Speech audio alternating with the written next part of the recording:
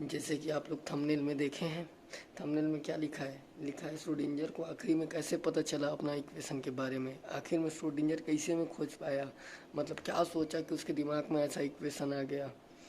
तो श्रोडिंगर कुछ कुछ अपना इक्वेशन बनाने के लिए कुछ कुछ अजम्पशन लिया। वो अजम्पशन नॉर्मल अजम्पशन थे, ठीक है, मतलब नॉर्मल इंसान भी वो अजम्पशन ले सकता है, थोड़ा सा इंटेलिजेंट हो वो ऐसा ऐसा अजम्पशन लेके वो अपना मतलब ऐसा अपना सोच लेके वो अपना इक्वेशन तैयार किया। उसी अजम्पशन को मैं आपको दिखाने जा रहा हूँ, ठीक है। जैसे जो श्रोडिंगर साहब थे हम लोग को 1926 में, इन 1926 जो हम लोग का डी ब्रोगली हाइपोथेसिस था, de Broglie hypothesis, de Broglie sir क्या बोले थे हम लोग को, डी ब्रोगली सर बोले थे कि जो हम लोग का लैम्डा होता है वो एच अपॉन पी के बराबर, हर मतलब मैटर वेव के बारे में बताए थे। क्या बताए थे, हर पार्टिकल के पीछे एक वेव एसोसिएटेड रहती है, उस वेव को क्या बोलते हैं, मैटर वेव। उसका वेवलेंथ क्या होता है, एच अपॉन पी के बराबर रहता है करके हम लोग को क्या कौन बताया था, डी ब्रॉगली सर ने बताया था। लेकिन इसको एक्सपेरिमेंटली प्रूव, अब ये चीज़ तो एक्सपेरिमेंट द्वारा प्रूव हो चुका है। कब हुआ, डेविसन एंड जर्मन ने प्रूव कर दिया। लेकिन इसके लिए अब देखिए डी ब्रोगली सर क्या बोले थे कि वो क्या मैटर, सब मैटर क्या है, वेव है, उनके साथ वेव एसोसिएटेड रहता है। तो वेव वेव मतलब तरंग, जो क्या है ऐसे ऐसे ऐसे ऐसे ऐसे चलता है, उसको क्या बोलते हैं, वेव बोलते हैं। तो वेव के लिए क्या रहता है, वेव इक्वेशन रहता है। हम लोग आज तक कितने टाइप का वेव जान रहे हैं, दो टाइप का वेव जान रहे हैं। जैसे कि आप बताइए कितने टाइप का वेव जान रहे हैं आप लोग, दो टाइप का।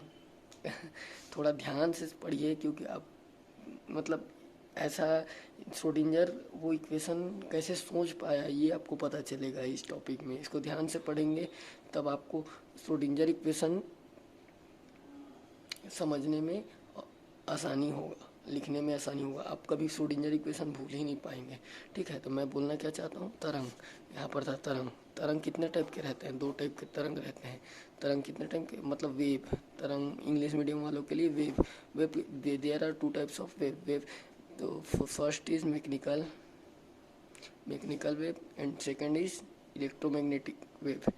तो ये क्या होता है, ये लाइट जो होता है इलेक्ट्रोमैग्नेटिक वेव होता है। मैकेनिकल वेव मतलब जो स्ट्रिंग में वेव रहता है ना, रस्सी में ऐसे ऐसे करते हैं रस्सी को तो निकलता है वेव, वो मैकेनिकल वेव है। और एक क्या है, इलेक्ट्रोमैग्नेटिक वेव। आप लोग पढ़े ही होंगे, basic first year second year final year से पढ़ते हुए आ रहे हैं, फिजिक्स पढ़ रहे हैं, तो आपको पता ही होगा कि वेव कितने टाइप के होते हैं, दो टाइप के हो रहे हैं। एक रहता है मैकेनिकल, आज तक पढ़े हैं। मैकेनिकल वेव को कौन बताया, न्यूटन साहब, हमारे Newton, A P equal to M A.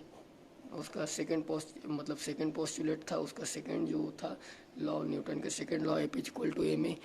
इससे मैकेनिकल वेव प्रूफ हो जाता है। और इलेक्ट्रोमैग्नेटिक वेव हमारे मैक्सवेल सर, माननीय मैक्सवेल सर, जिनके द्वारा जैसे जो बताए थे divergence of E is equal to rho upon epsilon naught, ये बताए थे ना। ऐसे ऐसे चार इक्वेशन है मैक्सवेल इक्वेशन। इलेक्ट्रोमैग्नेटिक वेव का हम लोग वेव इक्वेशन निकाल सकते हैं, मैकेनिकल वेव के लिए हम लोग न्यूटन से निकाल सकते हैं। लेकिन हम लोग अब अलग ही दुनिया में जा रहे हैं। कौन सी दुनिया, क्वांटम दुनिया। क्वांटम दुनिया के लिए एक नया वेव इक्वेशन का जरूरत पड़ेगा। तो क्या होगा, ये मेन रीजन क्या है, डी ब्रोगली जो सर हैं वो क्या कॉन्सेप्ट दे दिए हैं, दे तो दिए कॉन्सेप्ट, हर पार्टिकल के साथ क्या रहता है, वेव एसोसिएटेड रहता है। अब वेव को क्या चाहिए अपने को, वेव है तो इक्वेशन होगा। ऐसा कौन सोचे, ऐसा सोचे श्रोडिंजर इक्वेशन तो होगा, मेरे को तो इक्वेशन निकालना ही है, इक्वेशन तो होगा ही करके। तो तो वो किस चीज़ को बेस लेते हैं, जैसे कि अब मैकेनिकल के लिए हम लोग न्यूटन के सेकंड लॉ को बेस लिए थे। और क्या बोलते हैं इलेक्ट्रोमैग्नेटिक के लिए मैक्सवेल उसको लिया था, मैक्सवेल की इक्वेशन का बेस लिए थे। अब हम लोग का जो डी ब्रोगली मैटर वेव है, जो मैटर वेव है, तो मैटर वेव के लिए हम लोग किस चीज़ का बेस लें, ये सबसे बड़ा सवाल था किसके किसके पास, हम लोग के श्रोडिंजर साहब के पास। तो श्रोडिंजर ने चार टाइप के अजम्पशन लिए, ठीक है, चार टाइप के अजम्पशन मतलब सोचा ऐसा, जो हम लोग का मैटर वेव है, मैटर वेव का इक्वेशन कैसा हो सकता है, जो मैटर वेव का इक्वेशन के लिए वो 4 टाइप का जंक्शन लिए, अवधारणाएं ली 4 टाइप की। ये अगर मैटर वेव है तो ये 4 टाइप का जंक्शन वो पूर्णतः पालन करेगा, ये चीज़ को उसको पालन करना जरूरी है करके। तो उसके लिए देखिए मैं लिखा हूँ, Schrodinger equation, there are 4 assumption to derive the quantum mechanical wave equation, मतलब वेव इक्वेशन को डेराइव करने के लिए 4 टाइप का अजम्पशन लिए, ठीक है। फिर तो पहला जंक्शन क्या था हमारे श्रोडिंजर सर का पहला जंक्शन था, we need wave equation for matter wave. हमको क्या चाहिए मैटर वेव के लिए, मतलब कि ये इलेक्ट्रॉन है, एक इलेक्ट्रॉन के पीछे जो वेव एसोसिएटेड रहता है उसके लिए क्या चाहिए अपने को, एक वेव इक्वेशन चाहिए। तो wave equation, we need a wave equation for matter wave, मतलब तो हम लोग सबसे पहले इसके लिए हम लोग उस मतलब जिसके बेस के लिए हम लोग क्या निकाल रहे हैं, मैटर वेव निकाल रहे हैं, किसके लिए निकाल रहे हैं, डी ब्रोगली। तो डी ब्रोगली का क्या है इक्वेशन, क्या था डी ब्रोगली का, lambda is equal to H upon P, ये था, ये डी ब्रोगली के लिए था। और वो जो श्रोडिंजर था, श्रोडिंजर 4 जंक्शन लिया, 4 जंक्शन में सबसे पहला जंक्शन ये था, we need a wave equation for matter wave from de Broglie and Einstein postulate. Einstein साहब को तो जानते ही हो, आइंस्टीन शुरू से ही बोला था। आइंस्टीन क्या बोला था, इलेक्ट्रोमैग्नेटिक वेव जो रहता है, जो लाइट रहता है, वो पैकेट ऑफ एनर्जी ई बराबर एच न्यू, मतलब बंडल के रूप में रहता है करके बताए थे, लाइट को बताए थे ना। तो लाइट क्या है, इलेक्ट्रोमैग्नेटिक वेव। लाइट क्या है, electromagnetic wave. Light electromagnetic wave क्या है, एक का एनर्जी क्या होता है, ई बराबर एच न्यू, ये आइंस्टीन का इक्वेशन। और ये क्या है, डी ब्रोगली का इक्वेशन। ये इक्वेशन हम लोग के पास है, ये इक्वेशन उसमें वो इसमें होना ही चाहिए। हम लोग जो वेव इक्वेशन बना रहे हैं उसमें इसके अंदर ये छिपा होना चाहिए, क्योंकि हम लोग किसके लिए वेव इक्वेशन बना रहे हैं, डी ब्रोगली के लिए बना रहे हैं। तो डी ब्रोगली के लिए बना रहे हैं, तो डी ब्रोगली का इक्वेशन, उस इक्वेशन जो बनाएंगे हम उसमें छिपा होना चाहिए। Quantum mechanical wave equation must be consist D Broglie and Einstein postulate. उसमें जो हम लोग वेव इक्वेशन बनाएंगे उसमें ये अंदर में घुसा हुआ होना चाहिए। पहला सोच ये था, ये तो नॉर्मल सा सोचा था, बहुत बड़ा बात थोड़ी ना सोचा था। जिसके लिए खाना बना रहे हो वो उसको खाना ही चाहिए, ऐसा सोच रहे हैं। मतलब कि आप किसी दोस्त के लिए या किसी घर वालों के लिए खाना बना रहे हो तो वो खाए ही, वैसे मतलब कि ये जो जिसके लिए वेव मैटर वेव के लिए हम लोग वेव इक्वेशन बना रहे हैं, तो मैटर वेव के लिए जो फॉर्मूला है, जो पोस्टुलेट है, जो अवधारणा है, उसको माने ही, ऐसा बोल रहे। अब दूसरा जंक्शन देखिए, दूसरा जंक्शन क्या है, दूसरा जंक्शन था, since the matter wave associated with the particle. तब अब क्या है, मैटर वेव किसी भी, अब खोली ना यार, खाली चीज़ का वेव हो सकता है, कोई ना कोई तो मास होगा ही। बिना मास मतलब समझ रहे हो, मास होगा, मेरा कहने का मतलब कोई ना कोई चीज़ पार्टिकल होगा, चाहे इलेक्ट्रॉन रहे, चाहे कुछ भी रहे, कितना छोटा 10⁻⁻⁶, बहुत छोटा से छोटा मैटर रहे, लेकिन उस मैटर तो होगा ही, पार्टिकल तो होगा, तभी तो उसके साथ वेव रहेगा ना। डी ब्रोगली सर ये नहीं बोले थे कि अगर मैटर नहीं रहेगा तो वेव रहेगा, मैटर रहेगा तभी वेव रहेगा। मेरे कहने का मतलब ये है, आपको घुमाता नहीं हूँ ज़्यादा, सीधी बात, नो बकवास। जैसे कि कोई मैटर है, कोई मैटर है, ठीक है, इलेक्ट्रॉन, उसके साथ वेव एसोसिएटेड रहता है, ठीक है, उसके साथ वेव एसोसिएटेड रहता है। तो क्या है, मैटर है, तो मैटर का क्या होता है, मास तो होगा ही, उसी को एज्यूम किए हैं, उसका मास होगा, उसका काइनेटिक एनर्जी, पोटेंशियल एनर्जी होगा। अब मैटर है भाई, तो मैटर मतलब उसके अंदर द्रव्यमान है, मास है, तो मास है तो उसका क्या होगा, एनर्जी भी होगा, पोटेंशियल एनर्जी भी होगा, काइनेटिक एनर्जी भी होगा। अब उसका मोमेंटम, इसका मोमेंटम भी होगा, उसी को एज्यूम किए। मतलब जो हम लोग हमेशा मानते हुए आते हैं, कोई से भी न्यूमेरिकल वगैरह सॉल्व करो, डेरिवेशन बनाओ, तो हमेशा मानते रहते हैं इसका काइनेटिक एनर्जी फलाना है, इसका ढिकाना है, ऐसा कर, तो वही माने हुए हैं अपन लोग। सबसे पहले क्या माने, since this matter wave associated with the particle, let M be the mass of particle and P be the momentum of particle, ठीक है।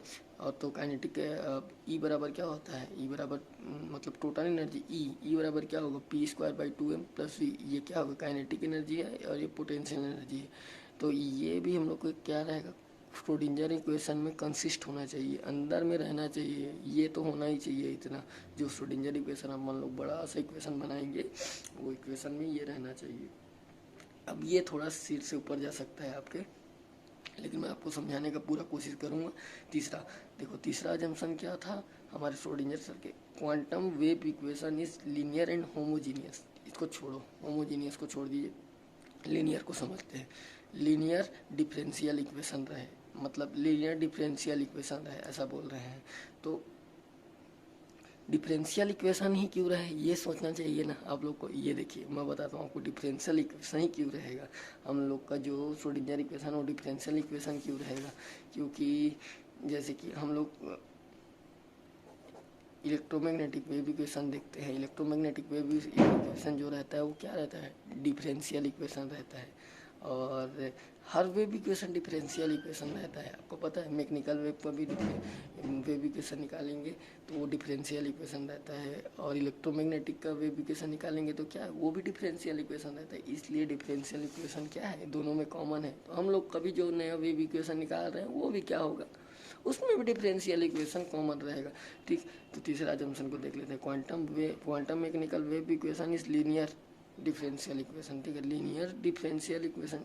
आप मैथ्स वाले होंगे तब तो आपको समझ आ जाएगा, लेकिन आप फिजिक्स ऑनर्स वाले होंगे तो linear differential equation I think शायद ऊपर से जाता है। तो सीधी सी बात है, linear differential equation, linear differential equation मतलब देखो जो D Y by D X रहता है, डो वाई बाई डो एक्स रहता है, उसमें घात रहे तो चल जाता है।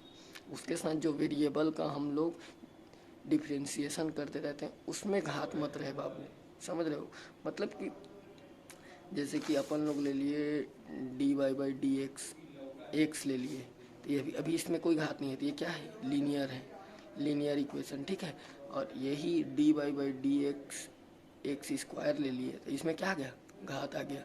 तो ये क्या है, लीनियर नहीं है, ये लीनियर नहीं है, लीनियर नहीं है, ये लीनियर नहीं है। तो अब यहाँ ऐसा हो सकता है डी स्क्वायर मतलब डो स्क्वायर ये हो सकता है, ये ऑपरेटर का स्क्वायर हो सकता है, लेकिन इसका स्क्वायर नहीं हो सकता है। तो यही बोल रहा है quantum mechanical wave equation is linear equation. तो डी स्क्वायर ये ऐसा हो सकता है, मैं लिखा भी हूँ इसमें, यहाँ पर छोटा सा अपना नोट्स बना रहे हो तो ऐसा बनाओ नोट्स कि उसको बाद में आप पढ़ो तो समझ आ जाए, फिर बाद में यहाँ पर ये कॉन्सेप्ट को भूल रहा हूँ करके मत रहे। इसीलिए मैं हिंदी में भी लिख देता हूँ, क्योंकि मेरे को ही पढ़ना है भाई, मेरे को आपको पढ़ाना है, मेरे को आपको सिखाना है। मैं खुद किसी से पढ़ाऊँ, बुक से पढ़ाऊँ, फिर जाके आपको और अच्छे तरीके से बताने का ट्राई कर रहा हूँ। तो लीनियर डिफरेंशियल इक्वेशन मतलब डिफरेंशियल इक्वेशन में घात ना रहे, ठीक है, उसके वेरिएबल में घात ना रहे। डी वाई मैं समझ जाऊँगा इसको, डी वाई मतलब डो वाई बाई डो साइन ये रह सकता है, ये रह सकता है, मतलब साइन में घात मत रहे, वही मतलब ये कहना है मेरा, साइन में घात ना रहे, वही लीनियर इक्वेशन है। ठीक है, अब लीनियर डिफरेंशियल इक्वेशन का क्यों जरूरत पड़ा हम लोग को, अब ये आ सकता है दिमाग में कि श्रोडिंगर साहब सोचे कैसे कि हम लोग को लीनियर ही डिफरेंशियल इक्वेशन चाहिए।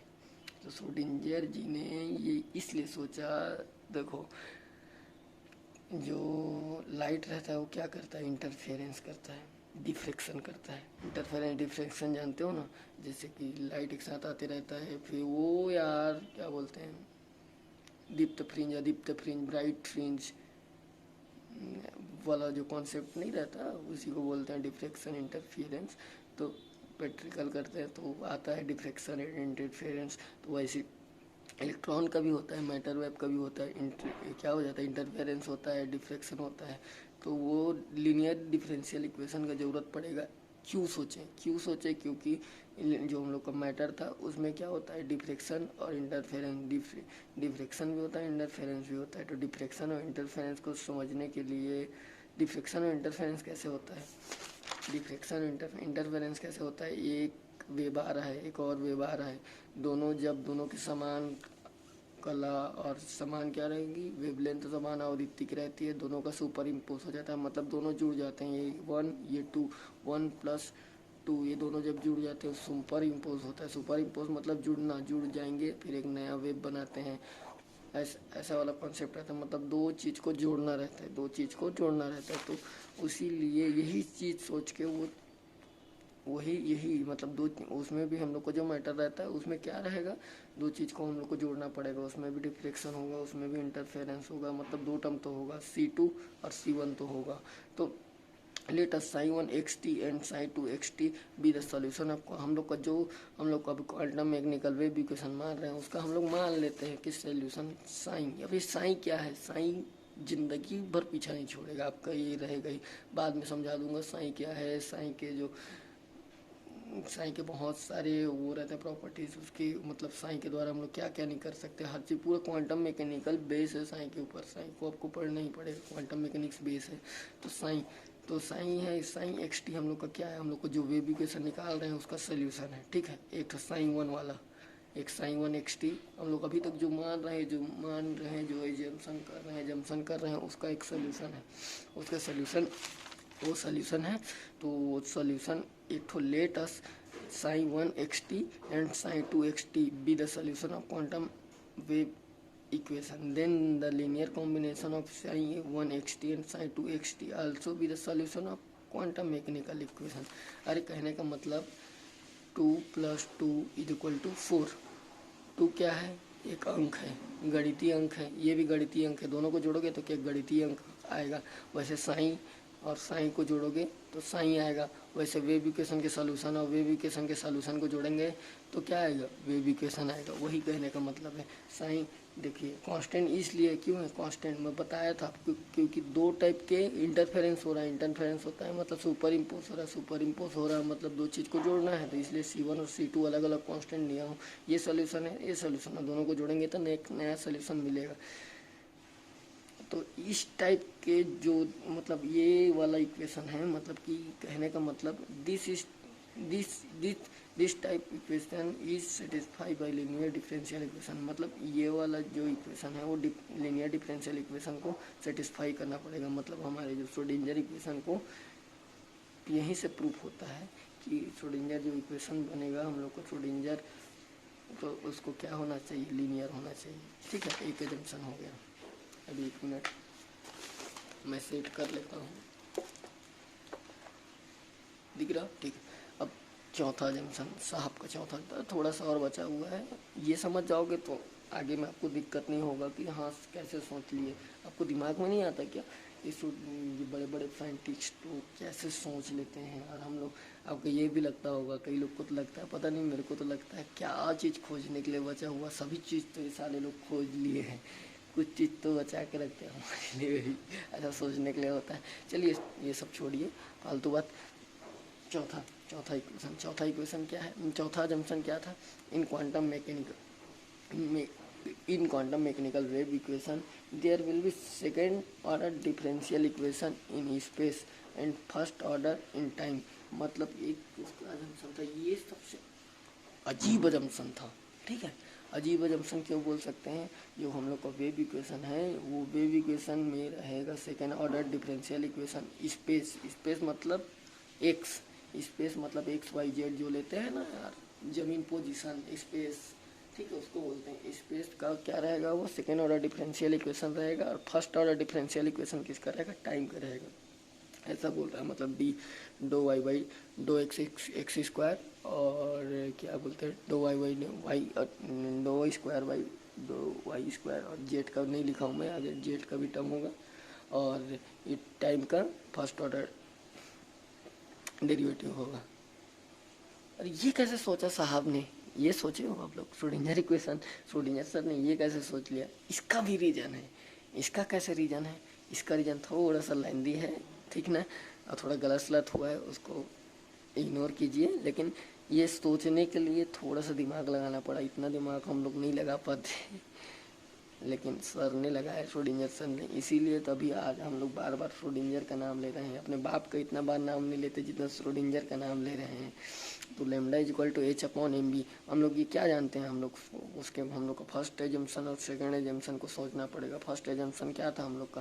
फर्स्ट एजम्पशन था हम लोग का वो वाला, क्या बोलते हैं, डी ब्रोगली का हाइपोथेसिस और अल्बर्ट आइंस्टीन का जो फॉर्मूला था E = hν और H/p वाला जो फॉर्मूला था वो था फर्स्ट अजम्पशन। और सेकंड अजम्पशन था kinetic energy and potential energy का सम टोटल एनर्जी रहता है, ये अजम्पशन था हम लोग का। तो फर्स्ट अजम्पशन ये और फर्स्ट अजम्पशन ये है, E = hν और लैम्डा = H/mb। P = mb होता है इसलिए mb लिखा हो, ठीक है। अब P अब मतलब H/, ये जो P है इसको इस साइड ले जाइए, और क्या है एच को ए लेमडा को नीचे ले तो lambda upon H upon lambda हो गया। ऊपर नीचे 2 पाई का इंटू करें। ये क्यों कर रहे हैं? क्योंकि हमको कुछ लाना है भाई, इसीलिए कर रहे हैं, जबरदस्ती का नहीं कर रहे हैं। तो एच अपॉन 2 पाई, तो यहाँ पर क्या हो जाएगा, एच अपॉन 2 पाई का वैल्यू एच कट होता है यहाँ से, ऐसे रख ले लो। और 2 पाई अपॉन लेमडा का वैल्यू क्या होता है, क्या होता है यहाँ पर एच अपॉन 2 पाई नीचे में लिखा हूँ एच कट, और इसका वैल्यू क्या होता है H cut A is equal to क्या हो गया पी। अब ये निकल गया, एक इक्वेशन दे देते हैं इसको, ये फलाना ढका निकालना इक्वेशन, स्टार इक्वेशन। अब ई बराबर क्या होता है एच नहीं होता है, जानते थे। अब इसमें भी 2 पाई का इंटू कर दो, 2 पाई का डिवाइड कर दो। 2 पाई राजा है हम लोग का, नहीं प्यादा है, प्यादा। इसको हम लोग कहीं भी यूज कर सकते हैं 2 पाई, ठीक है। ऊपर नीचे गुड़ा करो, कट जाएगा, एक एक तो आएगा ही। तो H 2 pi nu is equal to क्या होता है ओमेगा होता है, कोणीय आवृत्ति। फिर और एच अपॉन 2 पाई क्या होता है, अभी बताया हूँ एच अपॉन 2 पाई एच कट होता है।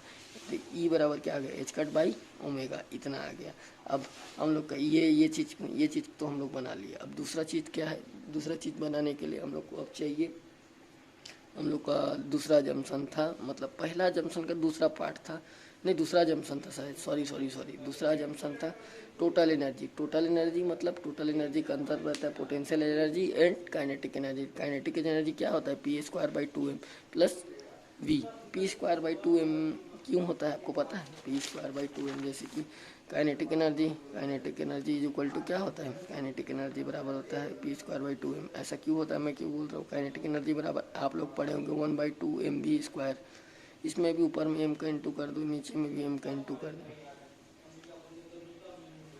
अरे टाइम का ड्यूरेशन कम होते जा रहा है, मेरे को अपलोड करने में बहुत दिक्कत होता है, फिर बाद में नहीं होगा अपलोड। उससे अच्छा काम करते हैं, मैं आपको इसको बता दूंगा कैसे होता है।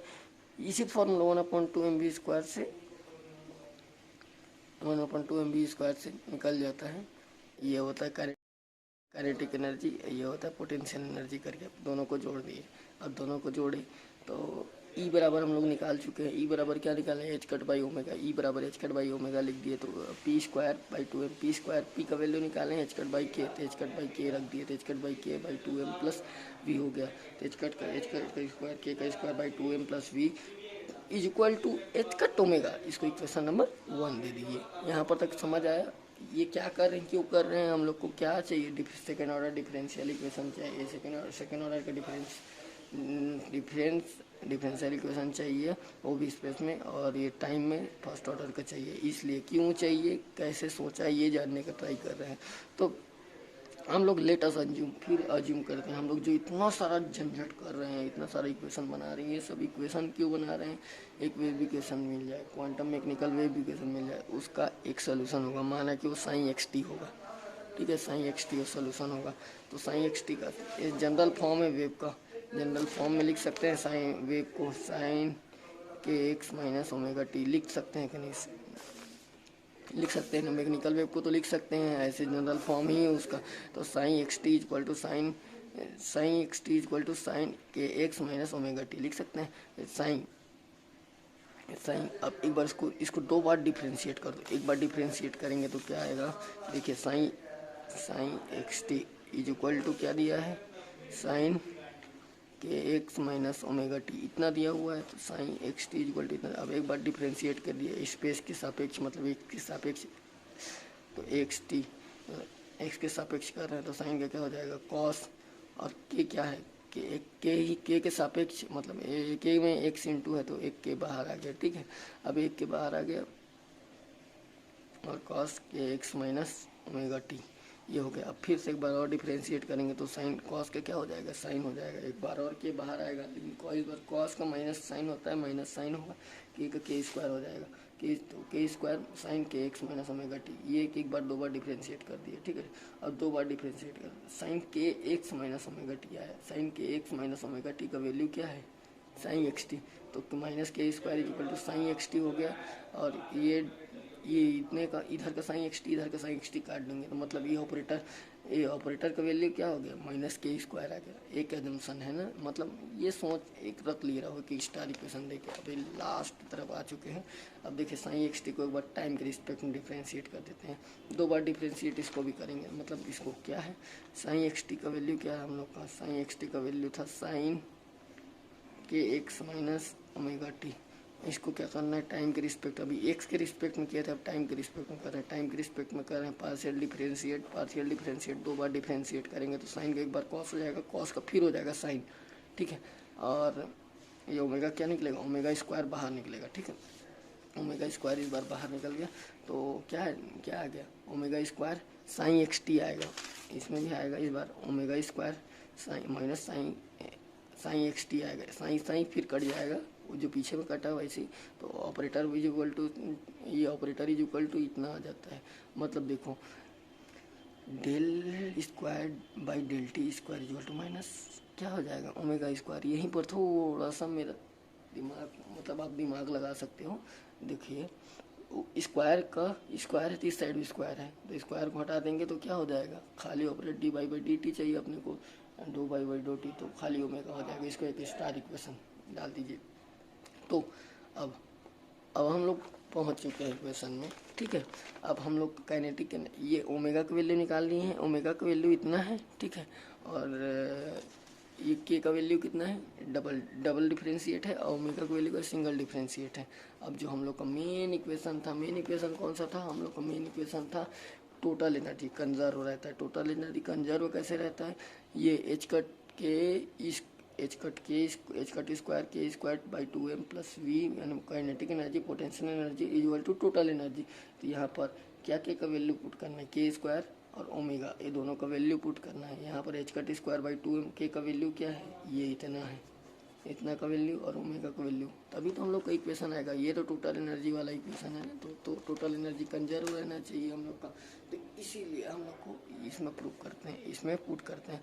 तो यहाँ पर H cut square by 2m minus क्यों आया, क्योंकि के स्क्वायर माइनस था, ये के स्क्वायर का वैल्यू, और साइन एक्स टी क्यों लिख रहे हैं हम लोग, कोई सा भी साइन एक्स टी इसलिए लिख रहे हैं क्योंकि ये स्पेस और टाइम दोनों के लिए फंक्शन है, तो उसको दर्शाने के लिए हम लोग को साइन एक्स टी, और सोल्यूशन साइन एक्स टी है ना हम लोग का, इसलिए साइन एक्स टी इंटू कर रहे हैं, ठीक है।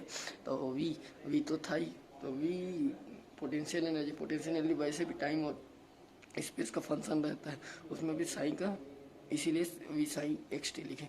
फिर ओमेगा तो था ही उसमें, देखिए ओमेगा नहीं ओमेगा नहीं, एच कट था, एच कट ओमेगा का वैल्यू क्या है, ये था D by by D T, उसमें भी साइन एक्स टी का इंटू होना है, फिर ओमेगा एच कट, ठीक है। अब देखिए यहाँ ध्यान से देखिए, ये ओमेगा जो डॉट डॉट किया हूँ, ये ओमेगा, और ये तो फिक्स है, अपने नहीं एच कट अपॉन इतना तो फिक्स है, जो डैश डैश किया हूँ वो तो फिक्स है, लेकिन इधर का नहीं है फिक्स। जो आर्बिट्री कौन कौन सा है, ये हम लोग का जो अभी पुट किए हैं हम लोग, ओमेगा और H cut square by 2m, मतलब ये ओमेगा और H cut square by 2m, ये दोनों चेंज हो सकते हैं। अभी हम लोग ऐसे तुक्का मारे हैं, ये हो सकता था हम लोग का, ऐसा लगभग हो सकता है इक्वेशन करके तुक्का मार रहे हैं, लेकिन ऐसा पक्का होगा करके नहीं बोल रहे हैं। तो ये आर्बिट्री है, इसकी जगह कुछ भी हो सकता है, H square minus H cut square by 2m, और क्या ओमेगा की जगह, तो इसके आर्बिट्री की जगह ए लिख दे रहे हैं, माना कि कॉन्स्टेंट आर्बिट्री ए,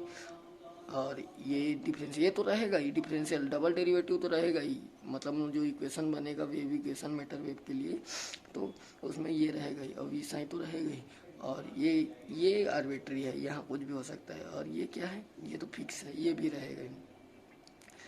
तो ये दोनों कुछ भी हो सकता है, ये मतलब अब ये बोल सकते हैं प्रारूप इक्वेशन। अब रियल में हम लोग जान रहे हैं श्रोडिंगर इक्वेशन कैसा रहता है, Schrodinger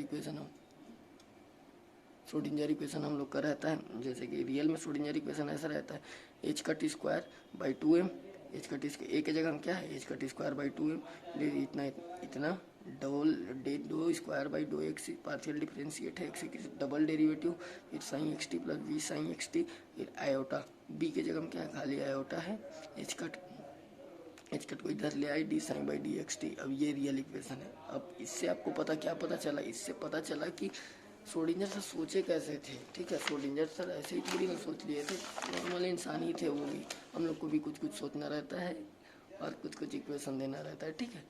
thank you for watching this my video.